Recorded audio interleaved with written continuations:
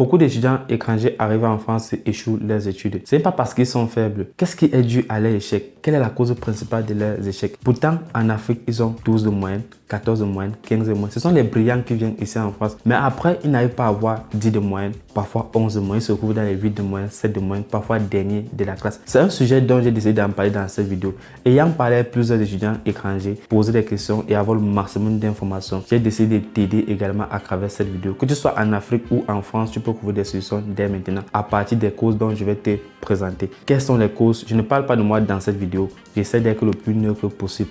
Je ne t'ai pas dit que j'ai reçu mes études, je ne t'ai pas dit que j'ai échoué mes études également. Je te donne les principales raisons pour lesquelles plusieurs étudiants étrangers échouent également. Première cause pour laquelle les étudiants étrangers échouent ici en France, c'est les difficultés financières. Si tu ne fais pas face aux difficultés financières, c'est une très bonne chose. Quand plusieurs étudiants étrangers arrivent en France, ils font face à de nombreuses difficultés, mais les difficultés financières restent la majeure et la principale cause. Qu'il arrive ici en France, c'est vrai, il a fait son AVI de 7 383 € également. Tu vas te dire qu'il a 5 millions dans le compte, mais pourquoi il travaille? Après un an, il doit renouveler ses papiers. Il n'est pas boursier, il doit renouveler ses papiers. Maintenant, comment faire pour pallier à ce problème? Il doit travailler. Il doit travailler combien d'heures par semaine? Et ce n'est pas comme si le boulot l'attendait à la portée. Qu'il arrive ici en France, il doit d'abord faire les démarches administratives. C'est déjà un blocus dont je n'ai pas parlé dans cette vidéo, mais je te parle des blocus majeurs. Il doit d'abord faire des démarches administratives, chercher le job étudiant pendant des mois. Parfois, chercher le job étudiant pendant 4 mois, 5 mois également. Et ça le bloque, bien sûr. Pendant ce temps, il cherche le job étudiant. L'école est en train de passer, il doit faire les entretiens pour trouver le job étudiant. Parfois, il n'arrive même pas à réussir les entretiens pour le job étudiant. On est en train de faire cours, les cours sont accélérés, il se trouve dans des difficultés. Pourquoi? Parce que pour renouveler ses papiers, il a besoin de quoi? De l'argent. La même somme qu'il a fait au pays en venant, un an après, il doit avoir ça dans son compte. Ce qui fait que l'argent qu'il avait au pays, il ne peut pas manger ça entièrement. Ou bien s'il mange entièrement, il doit compléter ça avant août pour renouveler ses papiers également. Il doit directement chercher un job étudiant. Travailler 20 heures par semaine. Il travaille 20 heures par semaine, il est obligé de rater certaines matières à l'école. Comme en Afrique, on n'était pas habitué à être trop organisé, à s'organiser également et être dans le bon timing lorsqu'on fait des choses. On se trouve dans les difficultés à s'adapter facilement face à ces difficultés financières. C'est tellement énorme si tu n'arrives pas à mesurer la gravité de cela. Il doit travailler 20 heures de temps et les 20 heures, ce n'est pas en fonction de lui qu'on fixe cela. L'employeur propose à lui d'accepter ou pas. Et s'il n'accepte pas, il ne va pas renouveler ses papiers. Donc du coup, il est obligé d'accepter pour renouveler ses papiers. Je ne sais pas comment tu vois un peu cette gravité. Ce qui fait qu'au pays, s'il avait 14 moyenne, il rentrait, il mangeait ce qu'on préparait. Ici, il n'a plus cette facilité-là. Il se retrouve buté à lui-même. Il doit travailler pour pallier à ce problème. Deuxième cause principale de l'échec des étudiants étrangers en France, c'est quoi? C'est la pression familiale. Oui, tout le monde m'a beaucoup parlé de la pression familiale. J'ai rencontré 10, 20, 30, 100 étudiants étrangers dont tu causes avec eux. La majorité te parle de la pression familiale. Je suis ici, c'est vrai, je dois travailler pour avoir un seul job étudiant, payer mon loyer, m'en sortir. Je peux avoir 500 € pour payer mon loyer. Mais sauf que la famille te met une pression en Afrique. Nombreuses familles en Afrique ne veulent pas comprendre si tu es étudiant ou pas. Tu es en France, mon ami, tu dois résoudre nos problèmes. Apparemment, on a dit qu'en France, quand tu arrives, il y a de l'argent au sol où on ramasse. Tu ne travailles pas. Il y a de l'argent facilement. On jette ça partout. C'est comme si on partageait, tu ramassais également. Ils ne comprennent pas ça. Raconte ce que tu racontes. Est-ce que tu envoies telle somme en Afrique? Généralement, ce n'est pas de la faute de la famille. Parfois, tu vois les problèmes de la famille, tu te retrouves obligé de les aider. Ils m'ont raconté cela. Et du coup, un job étudiant ne suffit plus. Qu'est-ce qu'il doit faire? Il doit maintenant cumuler un job étudiant, 2 jobs étudiants, parfois 3 jobs étudiants. Et qu'il commence à accumuler les jobs étudiants, il dépasse le nombre d'heures recommandées. C'est encore trop grave dans l'administration parce qu'il y a un nombre d'heures qu'il ne faut pas dépasser toute une année. Et ils se retrouvent en train de dépasser ces heures-là.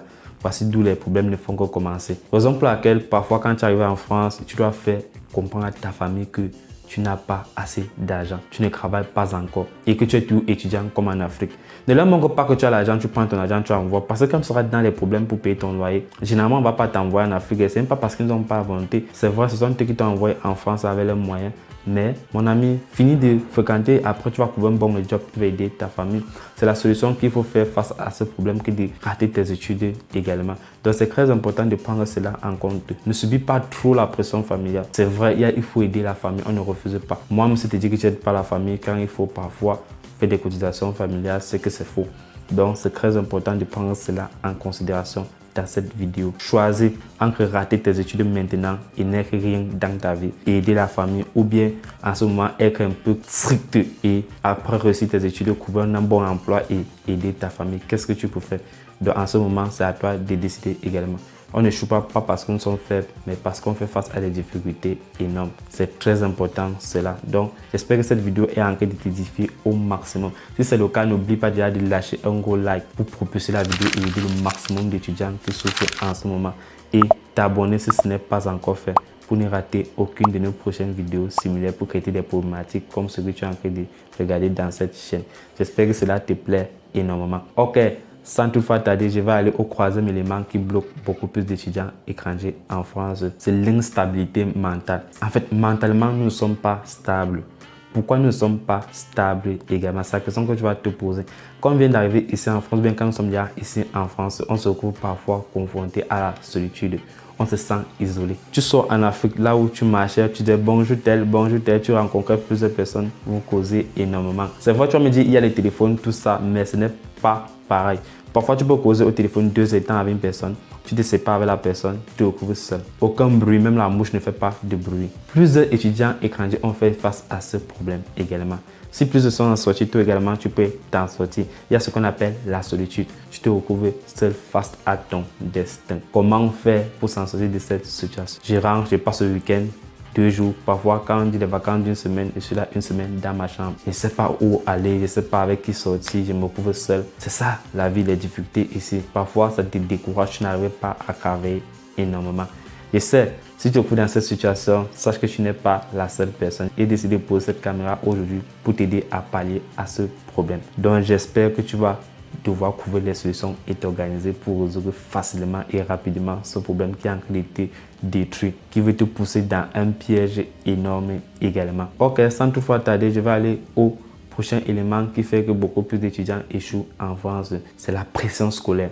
Qu'on ne te mente pas, la France met une pression scolaire énorme. Si tu penses, peut-être que c'est le cas, peut-être qu'en Afrique tu avais une pression, mais tu avais ici en France, c'est relâché, mais dans la majorité des cas, la France te met une pression avec l'école. L'école, il y a une pression énorme. Non seulement, généralement, tu dois te lever le matin 7h45, parfois 7h30, aller à l'école, rentrer à 18h, parfois 18h30. Et quand on dit le temps que tu mets à l'école, c'est pour faire l'école. C'est différent en Afrique. Parfois, quand tu partais, tu faisais 3 heures de cours, tu attendais au prochain cours. Après 4 heures de temps, tu rentrais à 18h, tu dis que non, tu as fréquenté. Sauf qu'ici en France, c'est des pauses de 15 minutes généralement. Après, on donne une pause de 1h, 1h30 pour manger. Donc, tu fréquentes de lundi à vendredi, de 7h45 à 18h. Tu dois rentrer, préparer, manger. Et tu dois réviser les leçons. Le lendemain, reprendre le même processus. Tu trouves également que la pression de l'école est énorme. Maintenant donc, comment pallier à ce problème? C'est la question que tu vas te poser. Pourquoi d'autres personnes ont pu réussir à cela et pourquoi peut-être que d'autres personnes n'arrivent pas à réussir à cela? Tout cela joue au niveau de l'organisation. Le conseil que je peux donner dans cette vidéo et que d'autres personnes m'ont également donné, ce conseil, c'est quoi? Il faut dormir au maximum. Tu vas te dire, pourquoi il dit qu'il faut dormir au maximum? Pourtant, tu as beaucoup de cours à réviser. Très important de dormir au maximum. Parce que si tu ne dors pas assez, tu seras fatigué le lendemain à l'école. Et si tu es fatigué le lendemain à l'école, c'est toute une journée dont tu seras fatigué. Et quand tu es fatigué, tu ne vas pas comprendre d'explication. Or, le secret, c'est quoi? Si tu dors bien, je ne sais pas si c'est 8 heures de temps chez toi, 7 heures de temps, ou bien c'est 6 heures qui veut dire dormir bien. Parce qu'il y a d'autres personnes qui dorment 3 heures de temps. Si tu dors assez, tu seras en forme et tu vas écouter le maximum d'explications dont on donne. Maintenant, on va te donner une bonne période de révision. Là, tu vas réviser, tout cela va venir. Contrairement à celui qui ne dormait pas la nuit, passait tout le temps à travailler et il n'écoutait pas des explications. Pourtant, souvent, les explications couvrent généralement 70%. Du coup, 30% c'est pour compléter à la maison. Donc, c'est un élément à prendre en considération. Il faut dormir assez et te lever en forme, venir à l'école, copier les cours. C'est très important. J'espère que cette vidéo est en train de t'édifier au maximum.